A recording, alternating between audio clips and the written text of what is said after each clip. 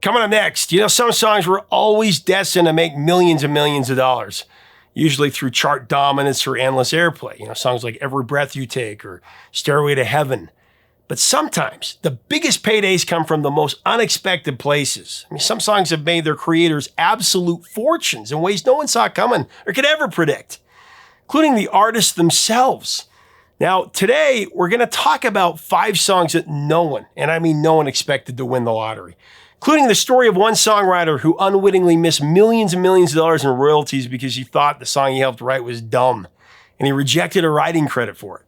Another that was a forgotten album cut until the song hit pay dirt, and now the author makes $1 million a year off it. It's become the most played song in MTV history, even though the song has no actual music video. These stories and more coming up next on Professor of Rock. Hey, music junkies, Professor of Rock, always here to celebrate the greatest artists and the greatest songs of all time. If you've ever been rickrolled by your buddy, you're going to dig this channel of deep musical nostalgia. Make sure to subscribe below right now. Click the white button, click the bell so you always know when our stuff comes out. I know you'll dig this channel. Also, check us out on ProfessorofRock.com for even more content. I got to tell you, this one was a lot of fun to do. I think you're going to dig it. So many interesting stories on this one. Really, back in the day, if you wrote a hit song, you could be set up for life. It's just not the case anymore with streaming. But today, we're going to turn that notion on its head of a hit song making millions of dollars. Not every song that rakes in millions is an obvious hit. Some songs dominate the charts and generate revenue through constant radio play. There's Police's Every Breath You Take, the most played song in radio history. Every breath you take. There's You've Lost That Love and Feeling, the most played song of the 20th century that got revitalized in the 80s with Top Gun.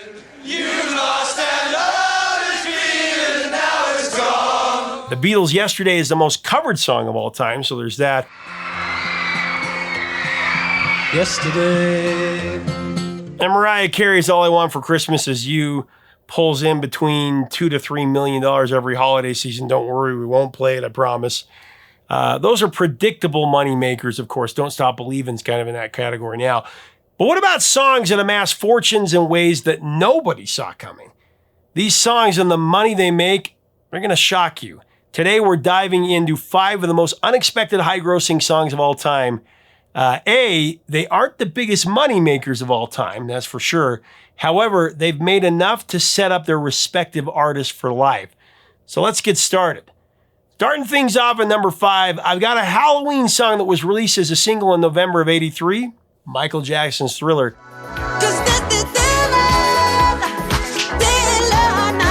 Now, this is actually one of Michael Jackson's biggest money makers, if you can think about it. Whatever you think of this man's complicated legacy, you gotta give him props for doing something nobody else has ever done. Cashing in on Halloween. Are closing in to seal your doom. Before Thriller, no one could have predicted that a Halloween-themed song would become one of the highest-grossing songs of all time. Of course, in hindsight, it makes perfect sense.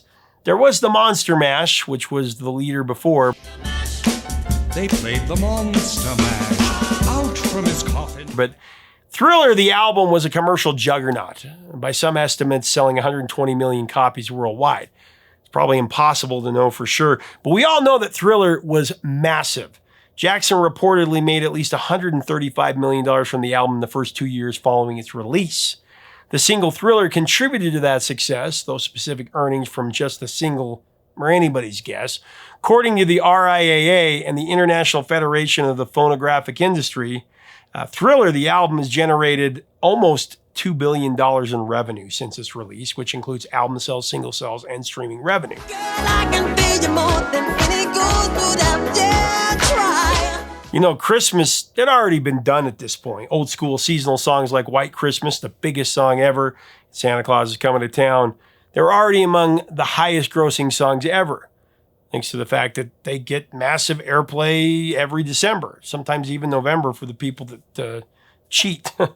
But Jackson figured out he could do the same thing for Halloween with Thriller. For Thriller, you had novelty tracks, like I said, Monster Mash by Bobby Boris Pickett and The Purple People Eater by Sheb Wooley. But in general, Halloween was still an untapped holiday for commercial music. And though Thriller as a single actually dropped in the weeks following Halloween back in '83, I don't even think he was thinking of Halloween. It became a cultural phenomenon. Thriller took things to another level by weaving a cinematic narrative of supernatural terror. To bring this vision to life, Jackson enlisted John Landis, the director of An American Werewolf in London, to helm the music video. That's why this thing blew up.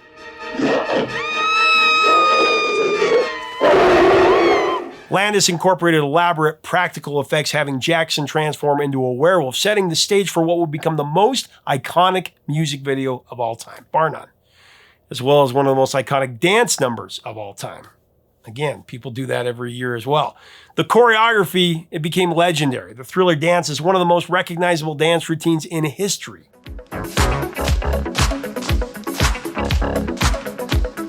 The Thriller video, that was a groundbreaking moment in pop culture that every Gen Xer remembers. Pushed the boundaries of what a music video could be. I mean, it introduced long-form storytelling, expanded beyond a standard promo clip, expanded into a mini movie with costumes and dialogue and cinematic direction. The full version of the video, that ran nearly 14 minutes, featuring a horror movie within the video itself. Look out! Can we get out of here? No, I'm enjoying this.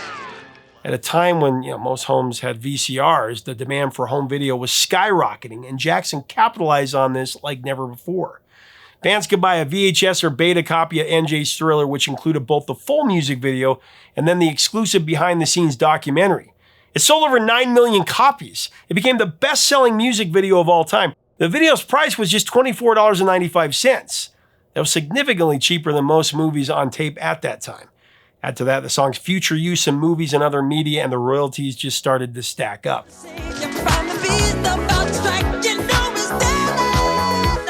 However, not everybody who contributed to the song benefited equally.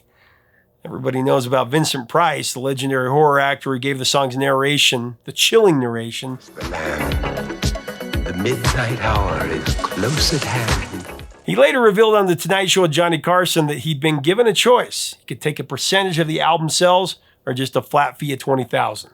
Opting for the latter, Price missed out on many, many millions of dollars in royalties. Thriller became the best-selling album of all time. Laughing about his decision, Price admitted to Carson, "How well I know."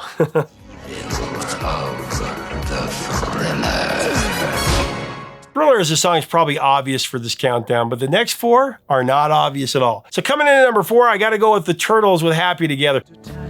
So happy together. Happy Together is a song that almost never happened. It was the worst demo imaginable. We talked about this before. Barely listenable. At the time, it featured this bizarre falsetto. It was just really bad. Nobody would pick it up. No band wanted it. It was about to disappear into obscurity. But the Turtles, they were a band at a breaking point. They'd released 5 consecutive singles that bombed. Their career was on the line, and they found themselves desperately hunting for a make-or-break hit.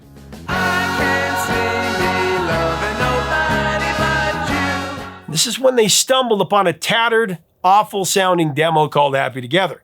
It was co-written by a guy named Alan Gordon and Gary Bonner. This demo, like I said, complete disaster. Featured a guy strumming an acoustic guitar and another singing in the off-key falsetto I was talking about. And then someone was actually playing the drums on their knees. Sounded awful. Turtles vocalists Howard Kalin and Mark Volman thought it was amateurish. They didn't think much of it, but they thought they heard a hit in there. So the Turtles actually had their label track down the songwriters and fly them down to LA to play the song for them in person. And you know what? The live performance, it was even worse. When Bonner pulled out his guitar and Gordon began slapping his knees, the live version sounded somehow worse than the demo. But for some reason, the Turtles, they still heard a diamond in the rough, so a deal was struck. The band spent 8 months perfecting their version of this song on the road. They fine-tuned the arrangement, and they did it in front of a live audience so they could see how it worked.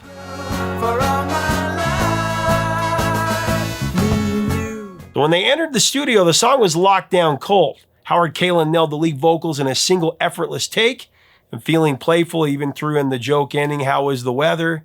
The band laughed so hard at that one, they decided to keep it in, and of course, it's become legendary. How is the weather? Released in February of 67, Happy Together hit number 1 on the Hot 100. They even dethroned the Beatles' Penny Lane. It became the defining song of the Turtles' career, and a track so beloved it's impossible not to sing along when it comes on.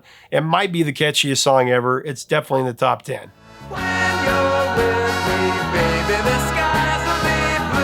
As the decades have passed, Happy Together has thrived in all kinds of pop culture media, probably the most memorable being the jingle for Golden Grams in the 80s, right?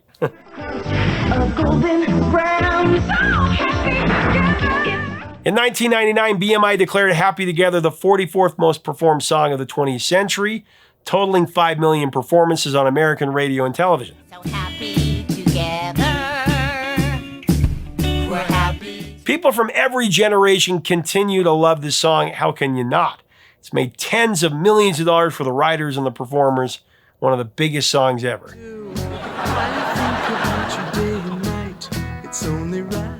But here's the twist. One of the song's potential co-writers wanted nothing to do with this song, and it cost him millions upon millions of dollars in royalties.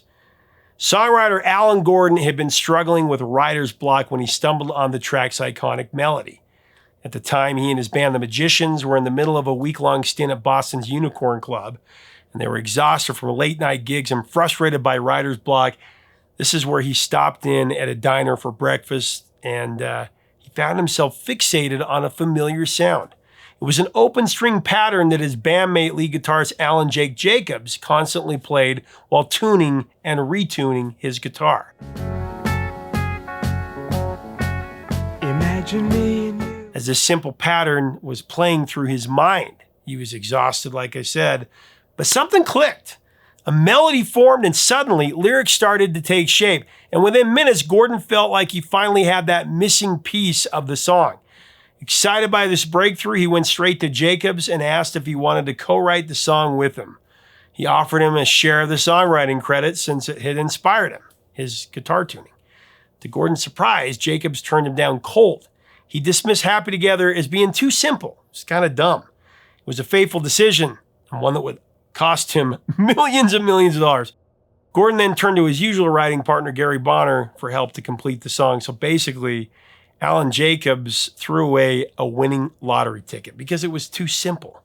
It's like throwing away that winning lottery ticket because you didn't like the color of the design or the logo on it. It's crazy. For me, so happy together.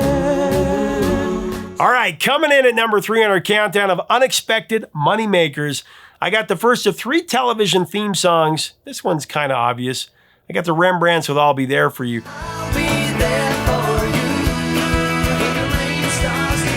The Rembrandts, the LA-based duo of Danny Wilde and Phil Solemn, first came together in '89.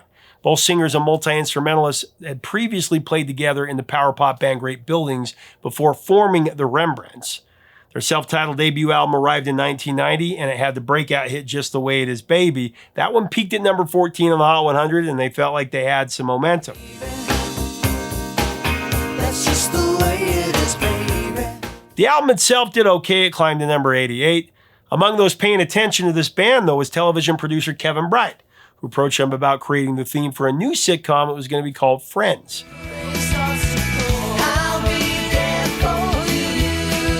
Now, when Friends premiered in '94, it became an instant pop culture phenomenon. I mean, a couple of episodes is all it took for people to be glued to their TV. It was the first major sitcom to center on Gen X, following 6 20-something friends, Monica, Rachel, Phoebe, Ross, Joy, and Chandler. Of course, in New York City, and the show's mix of humor and romance resonated deeply with all audiences. I remember watching the first episode myself in high school.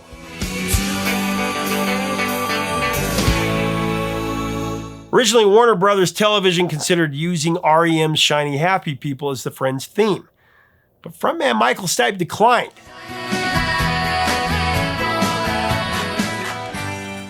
The producers decided to create an original theme song instead, and they enlisted Michael Skloff, husband of co-creator Marta Kaufman, to compose the music, and he worked with songwriters David Crane Kaufman and Allie Willis to craft those lyrics. Now, the Rembrandts, though initially hesitant, were ultimately chosen to record the track, partly because they were the only available band on Warner Brothers at the time, but that's another story. Burned your breakfast so far, things are going The 40-plus second theme song, I'll Be There For You, was recorded and mixed in a single weekend. Wild and Solemn quickly put it together for the pilot, completely unaware of the lasting impact that it would have. Now, the hand claps after the first line were a last-minute addition. Solemn later admitting that they were the best part of the track. He didn't think much of it.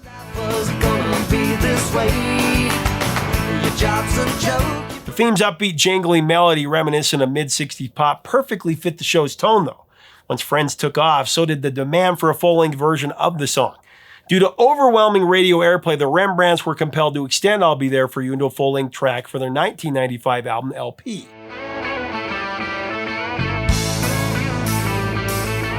The accompanying music video that featured the Friends cast playing instruments and just goofing around on set, that fueled the popularity even further.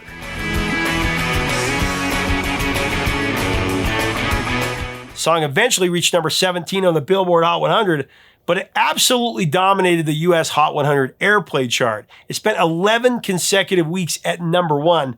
It also went to number 1 on the AC chart and reached the top 5 in the UK, Canada, Australia, and Norway.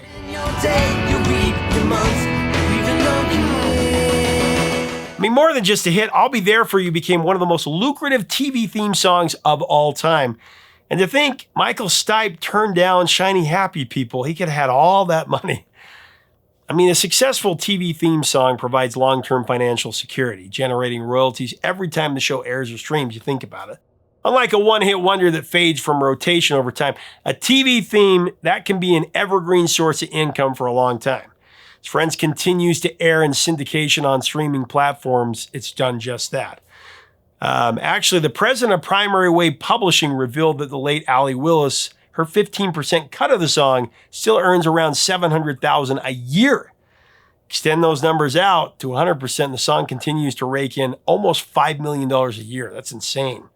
Despite the massive success, the pressure of sudden mainstream fame, that took its toll on the Rembrandts. Wild and Solemn, known for their indie-leaning power pop sound, they never set out to be the faces of a TV sitcom. The commercial expectations that followed the success of Friends, that strained their partnership, leading Solemn to leave the band in the late 90s. Wild just continued on, though, releasing Spin This in 1998 under the name Danny Wilde and the Rembrandts. And then in 2001, the duo reunited to record Lost Together, officially reestablishing the Rembrandts at that point.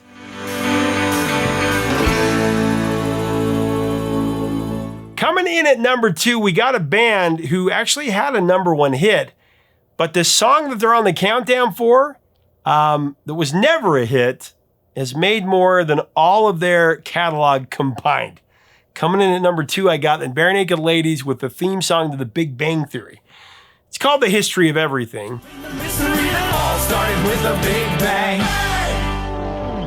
Now, Barenaked Ladies, formed in 1988 by childhood friends Ed Robertson and Stephen Page in Ontario, Canada.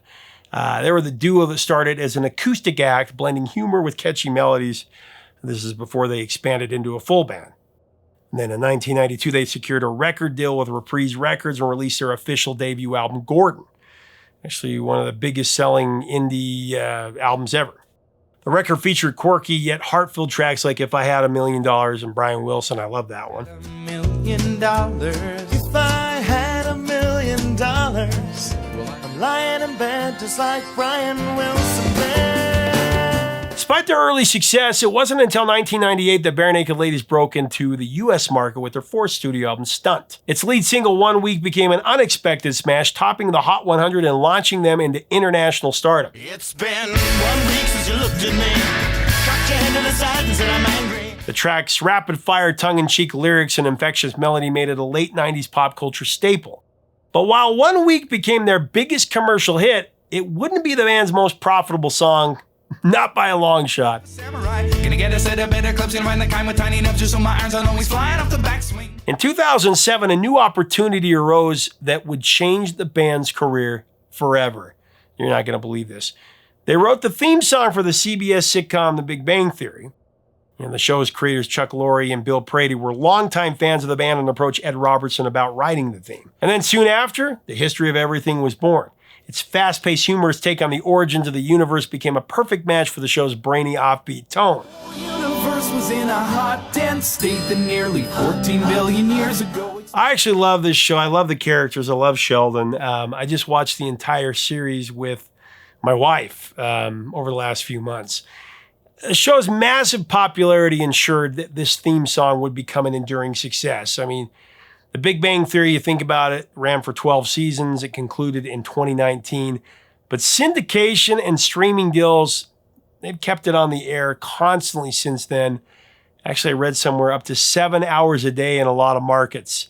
Its presence in syndication ensures that the theme song remains in heavy rotation, bringing in a steady stream of royalties for this band. For the Barenaked Ladies, the song became a financial windfall beyond their wildest dreams. As long as The Big Bang Theory continues to be played worldwide, which I think that's going to happen for a long time, the band is going to earn a hefty paycheck. Ed Robertson hasn't revealed the exact amount that he's earned from the theme song, but he does acknowledge its staggering impact. He said, "It's not 7 digits and it's not 10 digits, but it's in between those somewhere. It's been life-changing." He likens the success of The Big Bang Theory to having a #1 hit multiple times a year, every year for over a decade. That's pretty big. In fact, Robertson admits that the theme song, The Big Bang Theory, it's earned him and the band more than the entire Barenaked Ladies catalog combined. This includes multiple platinum albums and their #1 hit single, One Week. Think about that for a minute. Expansion started. Wait, the earth began to cool. The autotrophs began to drool. Neanderthals. He said that The Big Bang Theory dwarfed One Week and made it look like an insignificant thing. Adding to the financial boost, Robertson also sold a portion of the rights to the theme song, though he has kept the details private of that sale. However, at this point, he says it hardly matters. He said it reached a point where it doesn't even matter what happens in the future with more song royalties anymore. That's part of why I've been able to enjoy touring over the last few years so much. With The Big Bang Theory providing perpetual financial security, the band is free to focus on making music purely for themselves. That's sure a rare privilege in the industry we live in. Developed tools, we built a wall. We built the pyramids. Math, science, history, unraveling. All right, we've made it to #1, and this is unbelievable. It's just, you can't even believe it. So I got Devo, and their biggest money-making song. And I know what you're all going to say. I mean, it's what I would think, too. It's got to be Whip It, right? It's not too late to whip it. Whip it good. I mean, Whip It is by far Devo's most popular song. It reached #14 on the Billboard Hot 100 in 1980. Nothing in their catalog comes close to matching that success on the U.S. charts. Also, between YouTube and Spotify, Whip It has just under 250 million streams. Just those two platforms. Say whip it. Song also has had over 40 placements in movies and shows. I mean, there's WKRP in Cincinnati, Casino, Private Parts, Family Guy, Raising Ellen, Everybody Hates Chris, Stranger Things, on and on and on and on. And it was one of the most played videos in MTV history. I'm doing my very best. Okay, so I'm gonna pick you up in 2 hours. That's 9 o'clock on the dot, okay? Okay. The answer's gotta be Whip It. I mean, Devo didn't have another top 40 hit. Well, what if I were to tell you that Whip It wasn't Devo's cash cow? Not even close. In fact, there's actually another song that's made a much bigger financial footprint for Devo, or for Mark Mothersbaugh for that matter. And it was never anything close to being a hit. It wasn't even released as a single. From their 1978 debut LP, question, Are We Not Men? Answer, We Are Devo. The song is Uncontrollable Urge.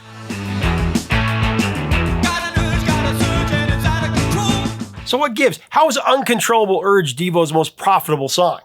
I bet that your average person has either never heard of it or hasn't thought about it in a really long time. I haven't. Uncontrollable Urge does have a few media placements. It's in an episode of Family Ties that I remember. It's been in a couple of movies like Fun with Dick and Jane and Wolf of Wall Street.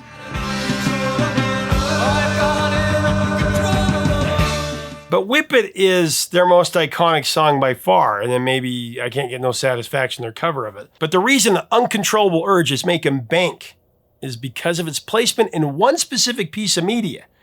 Do you know which one I'm talking about? MTV's show Ridiculousness.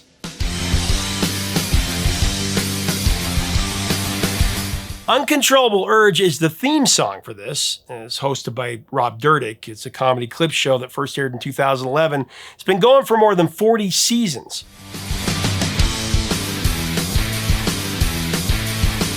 So Ridiculousness, if you're not familiar, features viral videos from the internet, many of them failed stunts, which Dyrdek and his panelists mock.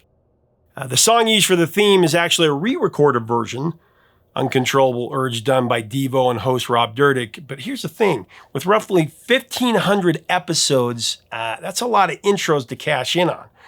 And even more than that, MTV has been playing Ridiculousness almost round the clock because, the network gave up on music videos a long time ago. And it's only gone downhill ever since. I mean, if you're flipping through the channels, if you're in a hotel room, if you're traveling, you're going to see this. It's always on.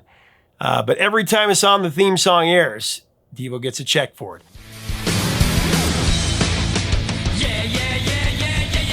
And just by himself, Mark Mothersbaugh makes himself $1 million a year from this one song. I don't know what the other band members negotiated, but their cuts only add to the overall total. $1 million+ a year since 2011. That doesn't make Uncontrollable Urge one of the highest grossing songs of all time, but I think it's got to be one of the most unexpected songs to make that serious kind of money. I don't think Devo had any idea that this would be the most valuable song of their career when they wrote it, or even when they re-recorded it for Ridiculousness.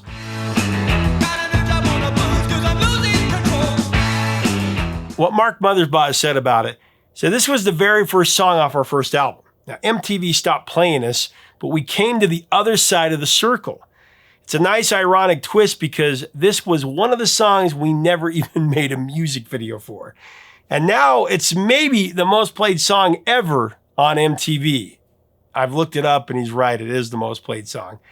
I mean, let that sink in. Uncontrollable Urge might be the most played song in MTV history without even being a music video. How's that for a twist? Never would have come up with that.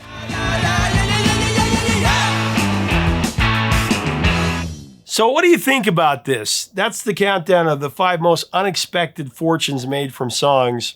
It's crazy. I mean, Thriller is an obvious one, but these other 4 are not. I guess Friends theme. That's what you got to do, songwriters out there. Write a theme song for a hit TV show. That's where you make your bank. Let us know your memories of these songs. Let's have a great discussion below. What do you think are the best TV theme songs, best movie themes? We should do that. We should do like the top 10 movie theme or TV themes of the 80s. I would love to do that. Let me know if you'd like to see that. Let's have a great discussion below. Until next time, records and the truth, my friends.